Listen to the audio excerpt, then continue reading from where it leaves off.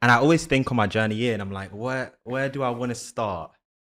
And the conclusion I came to, I want to start with when I first found out about you, Okay. which is, and you know, it'd be interesting from your perspective, how many people say this.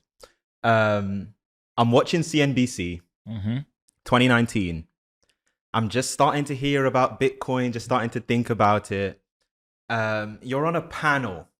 There's Kevin O'Leary. There's a bunch of other people there. And they're just firing at you. They're coming at you. You know, I actually have direct quotes. Crypto crap, no long-term value, no intrinsic value, pure speculation. And I remember you would just, each point they would make, you would just sit there calmly and just refute it with like stats and evidence. And I was like, oh, this guy knows what he's talking about.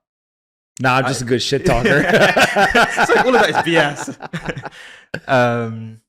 But yeah, needless to say, I invested in Bitcoin shortly after. But to be honest, I wanted to start with this. How has, obviously at that moment, I think Bitcoin was at $8,000. Mm-hmm. Obviously, it's a lot more than that now. How has kind of your viewpoint, your thesis on Bitcoin evolved since then? Are you more bullish, less bullish? Yeah. Where are we at? I'm exactly the same bullish, right? And what I mean by that is when I first found out about Bitcoin, it was through somebody else. While I was working at Facebook, they were talking about Bitcoin. So I turned to an engineer and I was basically just like, hey, what is this? And he said it was stupid. Okay, fine. Like, you're smarter than me, right? Like, okay. Didn't Google it, didn't really do anything. And then in 2016, somebody approached me and they wanted me to look at mining, but it wasn't about Bitcoin. It was actually with Ethereum, with Ether. And they didn't pitch me on like crypto. It was just, if you understand data centers, this is like a different computer and it's got a bunch of advantages over traditional data center and better economics. So like, you should invest in it. And for better or worse, I did. And so from there, that's kind of like how I got down into the rabbit hole. Now, it took a while for me to kind of understand what are all these different things, right? You know, where's value, what's kind of bullshit, all of that. But once I started to really understand Bitcoin, I realized that the thing that makes it so hard for people in the traditional world to understand is exactly what gives it value. Our entire worldview is predicated on the idea that there's a central bank, they print money, that money then incentivizes us to spend other, you know, the money we have in our bank account in order to consume. And so like that is how the traditional world works. But who's to say that that is ultimately the right way to do it? And so in some weird way, Bitcoin requires you to be a critical thinker and kind of think outside of the system that you grew up in, which is very, very hard to do. It's why a lot of people internationally are able to better comprehend it, is because they're like, well, like, my currency sucks, right? You know, hyperinflation or whatever, you know, is kind of the local problem. They realize that the national currency may not actually be the, you know, the ultimate solution that it was pitched as. In the United States, that's still really hard to see because actually the dollar's like very good. And if you give many of those people in emerging markets specifically the option between Bitcoin or dollars, a lot of them want dollars, right? A lot of them don't want Bitcoin. And it's less about like Bitcoin's bad, dollars are good. It's just like they know dollars, right? They're able to transact in dollars. There's stability to the price. Like there's all these advantages to dollars that is what attracts them to it.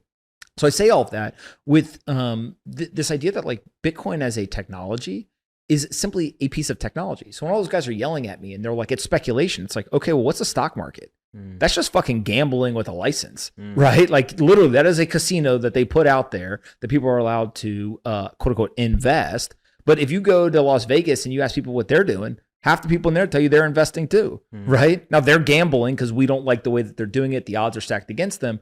But actually, if you go and you take a look at the stock market, it's very similar. Now, I'm not going to suggest that, you know, pulling a slot machine and investing in a company is the same risk or the same reward. But what I am saying is that it's speculation, right? You're speculating on the future price point. That's how a market gets made. Because some people think it's going to go up, some people think it's going to go down, and one side is going to be determined correct by the market. The second thing is when they start to say things like intrinsic value. What the fuck is intrinsic value? Right. And so when I say that, all of like the old school stock folks would be like, what do you mean intrinsic value is this or that? And they've come up with their evaluation methodologies. It's all opinion. There is no such thing as intrinsic value. Tomorrow, if the world decides that gold is no longer valuable, it's not valuable anymore, right? If we all of a sudden decide that a certain currency is valuable, now that currency is valuable. If we all over time decide that a PE multiple is X or Y and that changes, now all of a sudden that is true. And so this idea of like intrinsic value is something that it sounds good, but when you really unpack what they're saying, is they're saying this thing is valuable regardless of what the opinions are. And as we've seen throughout history, there's a lot of things that people thought were valuable at one point. And then when the world decided and consensus was reached that it wasn't as valuable, the value plummeted. And so same thing with companies, right? How many companies would you go and you would say, okay, in 2021, people would evaluate the balance sheet of a business and they would tell you it's worth X. Forget what the stock price is. They would say the intrinsic value of this business is X. Okay. And now what do they think? That intrinsic value somehow fell, but the assets didn't change. Yeah. Right. And so you kind of get into these things, and it's a lot of nuance, a lot of like finance talk or whatever, but it's some fundamental things that are believed in the traditional financial system are untrue. Intrinsic value being one, efficient market hypothesis being another. And these are things that people literally have won awards for. Like a guy came up with the idea of efficient market hypothesis and won an award. He's wrong. Take his award back. Right? Like you can't take these people seriously in terms of their evaluation of financial markets if you give awards to people who are provably wrong. And so I think that's really where Bitcoin in some weird way is the outcome of a bunch of critical thinking about the legacy system. Now, does that guarantee it's going to be successful? No. Same exact thing as the traditional world, right? If we're going to rail against them, we can also rail against kind of the new world as well. If all of a sudden the world wakes up and everyone says this isn't valuable anymore, it won't be valuable, right? And so it really is a human-driven kind of market dynamic. Now, people will debate, and I would argue that there's some things that Bitcoin has that the traditional system doesn't have, right? That makes it have some value to some portion of people in the world. But I think that it ultimately gets at this idea of like, well, maybe it's not an either or, maybe it's and. And that's why I become so bullish on Bitcoin, is because if you said to me that Bitcoin has to take out the US dollar to be successful, look, it's possible. It's going to be really hard. I got a lot more confidence that it's going to take out the Bolivar in Venezuela, right? Than it is going to take out the US dollar. And obviously there's a ranging scale. But if you said to me, well, maybe what's happening already is actually where all the value is going to reside, which is stable coins on this new technology are more popular for transactions than Bitcoin is.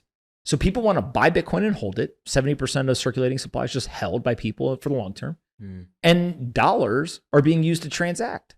Well, that sounds pretty interesting because now you have Bitcoin and dollars both winning. And in that world, it's now less of a competition and it's almost this like coexistence or co-success. And I think that there's a lot of people in the legacy system that say, okay, that sounds cool to me. It's like gold 2.0, right? And we got dollars for transactions. And there's a lot of people in the Bitcoin world who all of a sudden say, whew, I thought we were going to take out the dollar, right? I thought we were going to have to compete with the greatest nation on earth and their native currency. But now if we can just coexist and succeed alongside them, like that's much more easy. And so I think that really right now seems to be where we're headed.